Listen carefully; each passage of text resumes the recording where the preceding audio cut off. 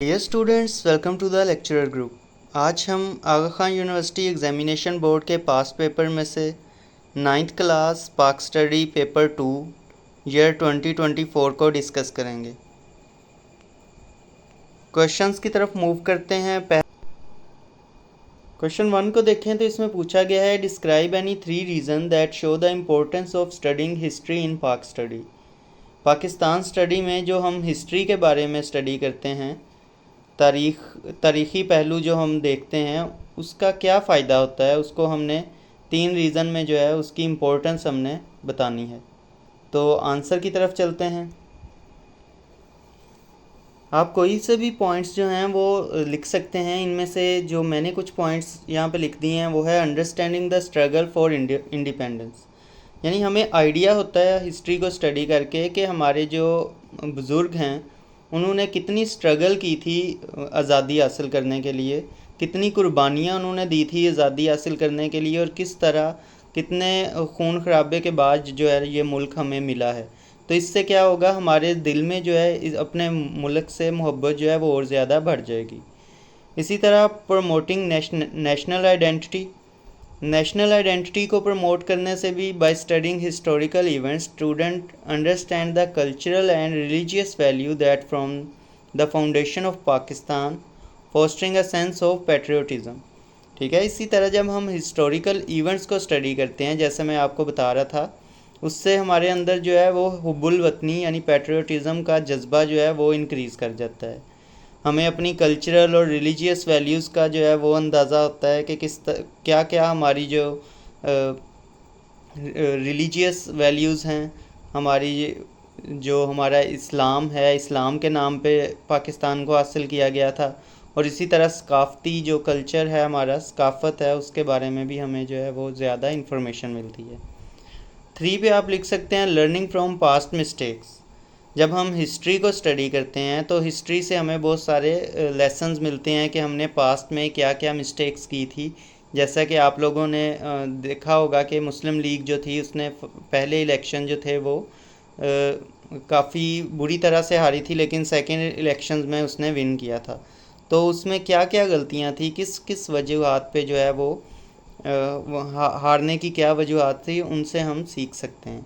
इसी तरह जो पाकिस्तान के बनने के बाद जो इनिशियल प्रॉब्लम्स थी, उनसे बहुत कुछ हमें सीखने को मिलता है। तो history provide lesson on past challenges and decisions enabling future generation to avoid repeating mistakes and make informed decision.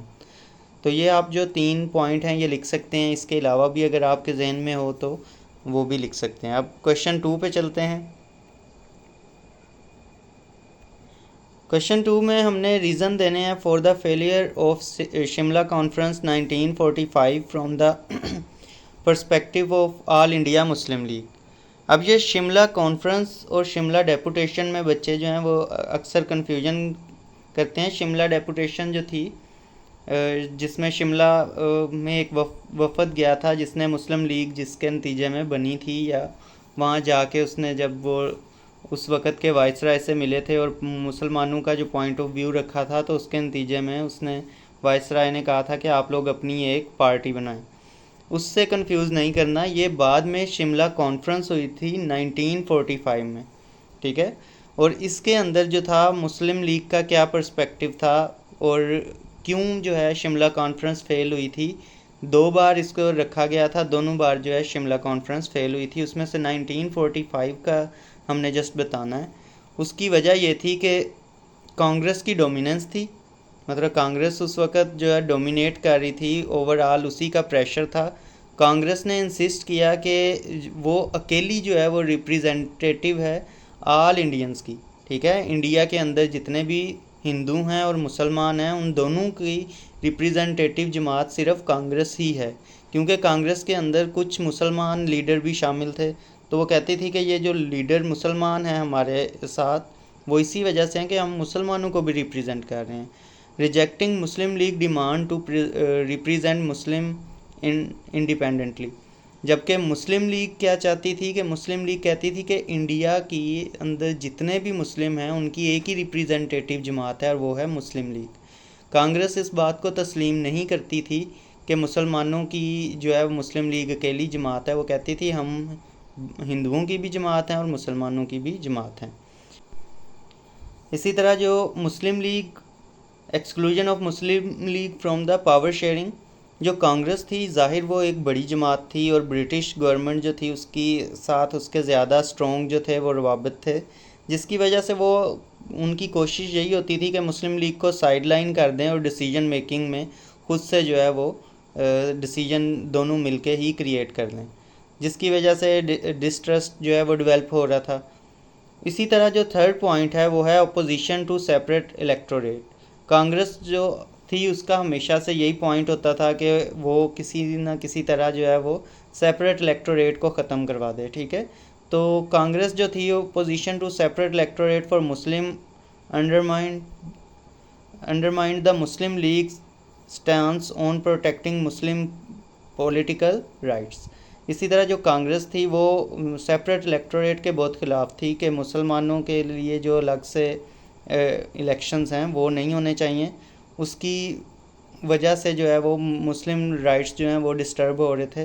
तो ये जो कुछ पॉइंट्स थे इनकी वजह से जो है वो शिमला कॉन्फ्रेंस जो है वो कामयाब नहीं हो पाई। ब्रिटिश ने जो कोशिश की थी कि दोबारा से एक कोशिश की थी कि हम जो है वो कुछ मुसलमान मेंबर जो हैं उनको और कांग्रेस के लीडर्स को साथ मिला के दोबारा से हुकूमत जो है तैयार करें, तो उसमें उन्हें इस वजह से जो है मुश्किलात पेश आईं। नेक्स्ट जो है वो है क्वेश्चन ये है कि क्वेश्चन नंबर 3 को देखें तो इसमें पूछा गया there has been a change in the annual average temperature in Aslam's locality which has risen from 35 degree Celsius to 45 degree Celsius.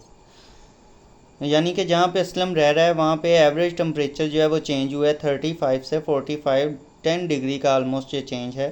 There is not much rainfall due to which fresh water reserves are depleting in the area. Rainfall नहीं हो रहा, उसकी वजह से fresh water ख़त्म होता जा रहा है। It is expected that temperature will further increase in the year ahead, और अगले सालों में मज़ीद टेम्परेचर बढ़ने का खदशा भी है। With reference to given situation state 4 problem that could be faced Aslam family while living in that area. कोई से 4 पॉइंट्स जो हैं वो आपने एक्सप्लेन करने हैं, मैंने कुछ लिखे हैं, मैं आपको एक्सप्लेन कर देता हूँ। इन इश्यूज़ में आप ये लिख सकते हैं हेल्थ इश्यूज़ हो सकते हैं, राइजिंग टेम्परेचर की वजह से हीट स्ट्रोक, डिहाइड्रेशन और अदर हीट रिलेटेड इलनेसेस आ सकती हैं, स्पेशली जो है वो फैमिली मेम्बर्स के दरमियान। जैसे कि वुलनरेबल फैमिली मेम्बर से मुराद है कि जो ज़्यादा एजिड होते हैं या बच्चे हैं उनको ये ज़्यादा इफ़ेक्ट करेंगी। इसी तरह वाटर स्कार्सिटी, इसमें जो है वाटर डिप्लीट हो जाएगा, जिसकी वजह से डेली जो डिमांड है वाटर की उसको फुलफ़िल करने के लिए, ड्रिंकिंग के लिए, कुकिंग और क्लीनिंग के लिए आपको पानी नहीं मिलेगा, जिस हद पे टेम्परेचर जो है इंक्रीज़ कर रहा है, तो आखिरकार जो है वो पानी ख़त्म हो जाएगा। इम्पैक्ट ऑन लाइवलीहुड में आप लिख सकते हैं कि reduce rainfall and rising temperature can harm agriculture and other local economical activities affecting there income. तो जब जाहिर है टेम्परेचर बढ़ता जा रहा है, रेनफॉल हो नहीं रही, तो ना तो कोई एग्रीकल्चरल एक्टिविटी हो सकती है, ना वहाँ पे फार्मिंग दूसरे एनिमल्स की हो सकती है, तो इसकी वजह से जो उनकी इनकम है वो भी रिड्यूस होने का खदशा है। फोर्स्ड माइग्रेशन, आखिरकार ऐसे जो इलाके होते हैं उनमें जो है वो कहत साली शुरू हो जाती है और ज़मीन बंजर हो जाती है, जिसकी वजह से एक ही हल होता है कि पानी भी नहीं है, तो पानी के बगैर तो ज़िंदगी जो है पॉसिबल ही नहीं है, तो माइग्रेशन ही करनी पड़ती है, वहाँ से मूव करना पड़ेगा। Prolonged adverse condition might compel Aslam family to relocate to a more habitable area disturbing their lifestyle and social ties. तो ये आप इन 4 जो पॉइंट हैं इनको लिख सकते हैं। इनके अलावा अगर आपके कोई जहन में हो तो वो भी ऐड कर सकते हैं।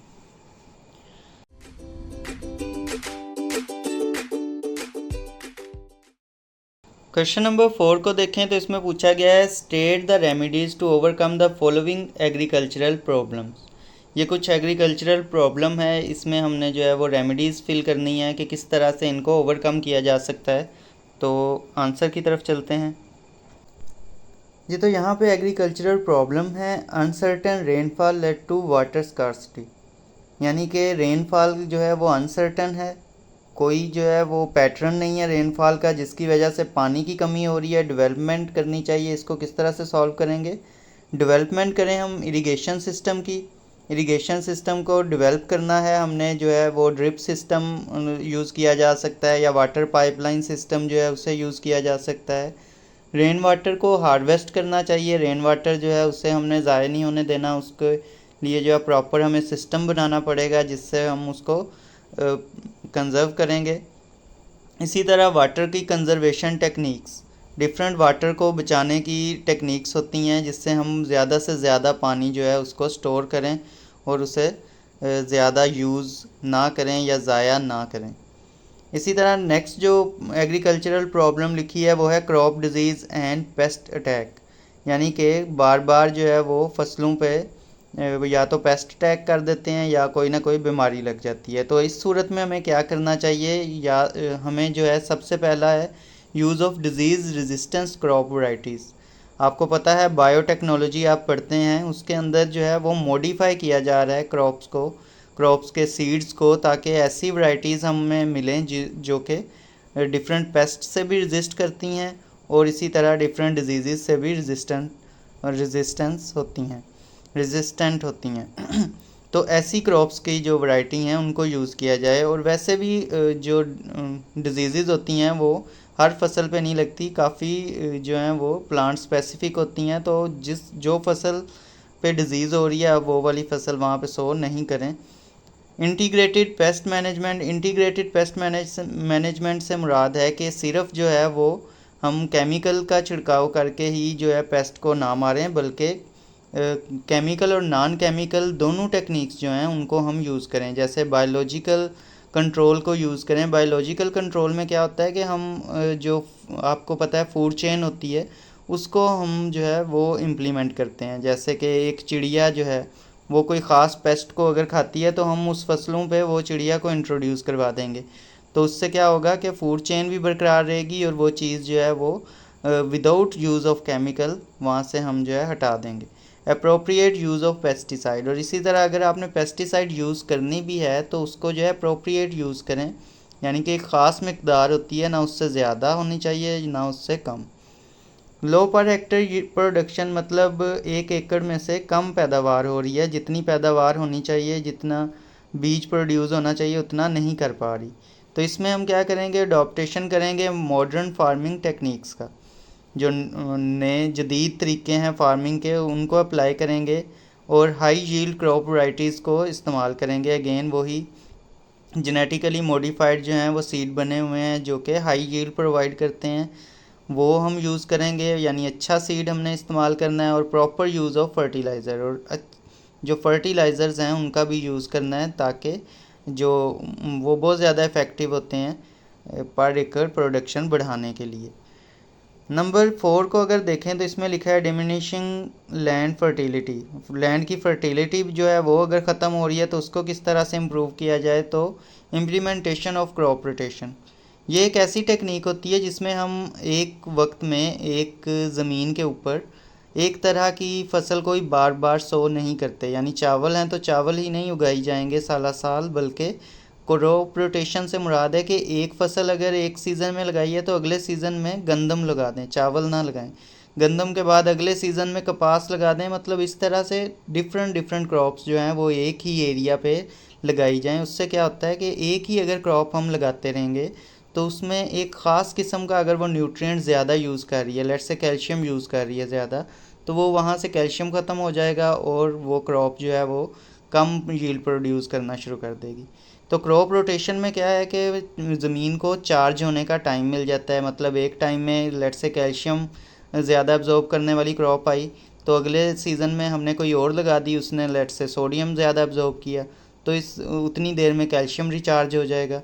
तो इस तरह जो है रिचार्ज का टाइम मिल जाता है क्रॉप रोटेशन के through. Use of organic manure, जो ऑर्गेनिक मैन्योर है यानी कि जो बायोमास है उसको भी आप जो है जो लिविंग ऑर्गेनिज्म का वेस्ट है उसको आप फर्टिलाइज़र के तौर पे यूज़ कर सकते हैं उस सॉइल के अंदर, उसकी फर्टिलिटी को इंक्रीज़ करने के लिए। और सॉइल कंजर्वेशन मैयर, बाकी सॉइल कंजर्व करने के मैयर जो हैं वो भी आप अप्लाई कर सकते हैं। तो ये इस क्वेश्चन का आंसर है। अब हम नेक्स्ट क्वेश्चन पे मूव करते हैं। लॉन्ग क्वेश्चन में अगर हम पहला सवाल देखें तो evaluate any 3 reason due to which all India Muslim League was not able to perform well in general election of 1936-37। हमने कोई से 3 रीज़न बताने हैं जिसकी वजह से 1936 और 1937 के जो जनरल इलेक्शन थे उनके अंदर जो है वो मुस्लिम लीग परफॉर्म नहीं कर पाई थी और उसे काफ़ी बुरी शिकस्त का सामना करना पड़ा था। इस सवाल के जवाब में आप बहुत सारे जो हैं पॉइंट्स लिख सकते हैं। उनमें से कुछ जो हैं वो मैंने आपको यहाँ पे प्रोवाइड कर दिए हैं। इनमें है कि सबसे पहले वीक ऑर्गेनाइजेशनल स्ट्रक्चर था। मुस्लिम लीग जो थी वो एक न्यू जमात थी कांग्रेस के लिहाज से, जिसकी वजह से उसकी जो रूट्स थी वो अभी इतनी ज़्यादा मजबूत नहीं थी, स्ट्रॉन्ग नहीं थी। जबकि इंडियन नेशनल कांग्रेस जो थी वो एक तो ओल्ड जमात होने की वजह से काफ़ी पॉपुलर थी, और वैसे भी जो है इंडियन नेशनल कांग्रेस हिंदू की तादाद ज़्यादा थी और उसके अंदर कुछ मुस्लिम लीडर भी शामिल थे। तो जिसकी वजह से वो ज़ाहिर यही करती थी, बज़ाहिर वो ख़ुद को ऐसे ही साबित करती थी कि हम मुसलमानों के लिए भी खड़े होते हैं और इंडिया के हिंदुओं के लिए भी खड़े होते हैं, जबकि ऐसा नहीं था। लेकिन इस वजह से पॉपुलर बहुत ज़्यादा थी नेशनल कांग्रेस, कि उसमें बहुत जो उनको यही एडवांटेज था कि वो जो है मज़हब की वजह से जो है वो एक साइड पे नहीं है, बल्कि वो मुसलमानों को भी सपोर्ट कर रहे हैं और हिंदुओं को भी सपोर्ट कर रहे हैं। जबकि मुस्लिम लीग जो है वो सिर्फ एक मुसलमानों को जो है सपोर्ट कर रही है। तो इस वजह से ये भी बहुत बड़ा एक प्रॉब्लम थी। लेकिन यहाँ पे हम लिखेंगे कि ऑर्गेनाइजेशनल स्ट्रक्चर जो था मुस्लिम लीग का वो काफ़ी वीक था। नेटवर्क जो था वो काफ़ी वीक था और ऑर्गेनाइजेशनल सेटअप भी इंडियन नेशनल कांग्रेस के साथ अगर हम कंपेयर करें तो वो स्ट्रॉन्ग नहीं था। Which had establish itself firmly in both rural and urban area. जबकि इंडियन नेशनल कांग्रेस जो थी वो रूरल और अर्बन एरियाज़ में उसने खुद को अच्छे से इस्टेब्लिश कर लिया था उस वक़्त, जबकि इंडियन मुस्लिम लीग अभी जो थी वो इतनी वेल इस्टेब्लिश नहीं थी। नंबर 2 पे है limited popular support among Muslims जो थे वही मुस्लिम लीग को उस वक़्त प्रॉपर सपोर्ट नहीं कर रहे थे। अगेन मैं वही बात दोबारा करूँगा कि कांग्रेस जो थी उसने ये अपना जो है वो इम्प्रेशन डाला था कि मैं मुसलमानों को भी रिप्रेजेंट कर रही हूँ और मैं जो है हिंदुओं को भी रिप्रेजेंट कर रही हूँ। इस तरह से वो दोनों की खैर खा जमात बनी हुई थी, जिसकी वजह से जो बहुत सारे मुस्लिम लोग जो थे वो भी कांग्रेस को वोट कर रहे थे, क्योंकि कांग्रेस में कुछ जो हैं वो मुस्लिम लीडर भी शामिल थे। तो उन्होंने यही समझा कि जीतना तो इसी जमात ने है, क्योंकि ये एक बड़ी पार्टी है और इसमें मुसलमान लीडर भी हैं, तो हम इसी को ही वोट देते हैं, मुस्लिम लीग को वोट देने की क्या ज़रूरत है। तो many Muslim specially in rural areas were loyal to local landlord, tribal leaders और regional political parties rather than the Muslim League. ठीक है, वो बहुत ज़्यादा जो लोग थे रूरल एरियाज़ के वो ज़्यादातर अपने लैंडलॉर्ड के जो हैं वो ज़्यादा वफ़ादार होते हैं, तो उन्होंने उन्हीं को जो है वोट दे दिए। This divided the Muslim vote and Weeknd the league overall performance. इसकी वजह से जो है वो मुस्लिम लीग की जो परफॉर्मेंस थी वो काफ़ी ज़्यादा इफ़ेक्ट हुई। इसी तरह जो नेक्स्ट है वो है इनएडिक्वेट funds and resources. Muslim league के पास ना तो अच्छे फंड्स थे, फाइनेंशियल रिसोर्स भी जो हैं वो बहुत ज़्यादा उनकी कमी थी, और इस वजह से इलेक्शन कैंपेन जो है वो अच्छे से उन्होंने रन नहीं की। जबकि कांग्रेस जो थी उसके पास बहुत ज़्यादा फंडिंग थी और उसने जो है वो रूरल और अर्बन एरियाज़ पे जो है वो अच्छे से अपनी इलेक्शन की कैंपेन चलाई, और उसकी वजह से उसको जो है वो ज़्यादा वोट भी मिले और उनका मैसेज भी अच्छे से स्प्रेड हुआ। तो ये 3 जो हैं चैलेंजेस आप लिख सकते हैं। इनके अलावा जो चौथा है वो भी आप ये कोई ना कोई अपने माइंड से ज़रूर लिखिएगा, ताकि अगर कोई एक में कमी भी आ जाए तो 3 पॉइंट आपके एटलीस्ट हों। नेक्स्ट अब हम पार्ट बी को देखते हैं। इसी क्वेश्चन के पार्ट बी को देखें तो इसमें कहा गया Hamid has 3 acre of land but half of this land is covered with standing water. Other half of the land is used for growing crops. When they sell the crops in the market, he does not get enough money because the crop do not meet the market requirement. With reference to given scenario, identify true problem that is faced by Hamid. Describe the reason that led to the problem mentioned in 1. Suggest any 2 solution to overcome the identified problem. तो इसको अब हम जो है वो answer लिखते हैं कि हामिद के पास 3 एकड़ लैंड है, लेकिन हाफ उसका जो लैंड है वो स्टैंडिंग वाटर, यानी इसको आप कह सकते हैं वाटर लॉगिंग कंडीशन, ठीक है। और जो बाकी अदर है वो यूज़ हो रहा है ग्रोइंग करने के लिए क्रॉप्स को, लेकिन जब वो क्रॉप को सेल करता है मार्केट में तो उसे इतने पैसे नहीं मिल रहे कि वो जो है वो पैसे कम मिलते हैं, क्योंकि उसकी जो फसल है या उसकी जो उसने जो भी उगाया है वो स्टैंडर्ड मार्केट रिक्वायरमेंट को मीट नहीं कर रहा। प्रॉब्लम्स की बात करें तो प्रॉब्लम तो उन्होंने ऑलरेडी जो हैं वो लिख दी हैं। Half of Hamid land is unusable due to standing water यानी कि वाटर लॉगिंग की वजह से हाफ एरिया जो है वो वैसे ही काबिल काश्त नहीं है, जिसकी वजह से एरिया जो है वो उसके पास कम है कल्टीवेशन के लिए।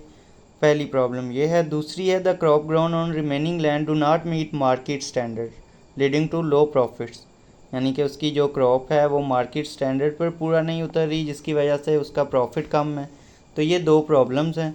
नेक्स्ट जो है वो हमने रीज़न देने हैं फॉर द प्रॉब्लम्स। तो रीज़न में आप लिख सकते हैं the standing water on half of the land may be due to poor drainage और water logging issue making the land unsuitable for cultivation, ठीक है। पुअर ड्रेनेज है, पानी निकलने का प्रॉपर जो है उसमें ड्रेनेज सिस्टम नहीं है, जिसकी वजह से वहाँ पे पानी खड़ा होता है। वाटर लॉगिंग के मसाइल आ रहे हैं, उनको ओवरकम करना चाहिए। जैसे आपके सिलेबस में ये भी है कि लाइनिंग करनी चाहिए कैनाल्स की कंक्रीट वगैरह के साथ, और इस तरह जो है यूकलिप्टस वगैरह ग्रो करवाए जाएं, क्योंकि वो काफ़ी ज़्यादा पानी जो है वो अब्जॉर्ब कर लेते हैं और एवेपोरेशन के थ्रू जो है वो ज़मीन से उड़ा देंगे पानी को। इसी तरह जो है वो ट्यूबवेल जो है जगह जगह इंस्टॉल करें ताकि ज़्यादा से ज़्यादा पानी जो है उसको निकाला जा सके। नंबर 2 पे है the poor quality of crop could be a result of using substandard seed, lack of proper agricultural techniques और inadequate use of fertilizers and pesticides। और जो हिस्सा कल्टीवेशन के काबिल है अगर उसमें भी स्टैंडर्ड जो है वो क्रॉप नहीं प्रोड्यूस हो रही, तो उसकी वजह ये हो सकती है कि उसने सीड अच्छे नहीं यूज़ किए, या उसने एग्रीकल्चरल टेक्निक्स को सही से फॉलो नहीं किया, या फर्टिलाइज़र और पेस्टिसाइड्स का प्रॉपर इस्तेमाल नहीं किया। अब सॉल्यूशन क्या है इस प्रॉब्लम का? सॉल्यूशन जो है उसको डिस्कस कर लेते हैं। 2 सॉल्यूशन दे देते हैं कि इम्प्रूव करे ड्रेनेज सिस्टम, जैसा कि अभी मैंने ऊपर बात की कि डिफरेंट तरीके हैं इम्प्रूव करने के ड्रेनेज सिस्टम के। उसमें एक ये है कि implementing a proper drainage system और reclaiming the water log land make it suitable for cultivation. अब उसके लिए जो है वो जो यूकलिप्टस के ट्री हैं वो उगाए जा सकते हैं। लाइनिंग सिस्टम जो है उसे कैनाल्स की उसको कंक्रीट का किया जा सकता है। इसी तरह जो है ट्यूबवेल वगैरह इंस्टॉल किए जा सकते हैं। नेक्स्ट नंबर 2 पे है अडॉप्ट मॉडर्न फार्मिंग प्रैक्टिसेस, यानी कि मॉडर्न जो जदीद दौर है उसके जदीद फार्मिंग प्रैक्टिसेस के थ्रू उसको जो है वो क्रॉप्स जो है एग्रीकल्चरल लैंड उसमें चीज़ें उगानी चाहिए, और हाई क्वालिटी सीड और प्रॉपर फर्टिलाइज़र और पेस्ट कंट्रोल मेथड यूज़ करके अपनी यील्ड और क्रॉप की क्वालिटी को इंक्रीज़ करना चाहिए। तो ये थे आज की हमारी वीडियो। आई होप सो आपको समझ आई होगी। वीडियो को लाइक ज़रूर कीजिएगा और दूसरे बच्चों के साथ भी शेयर कर दीजिएगा।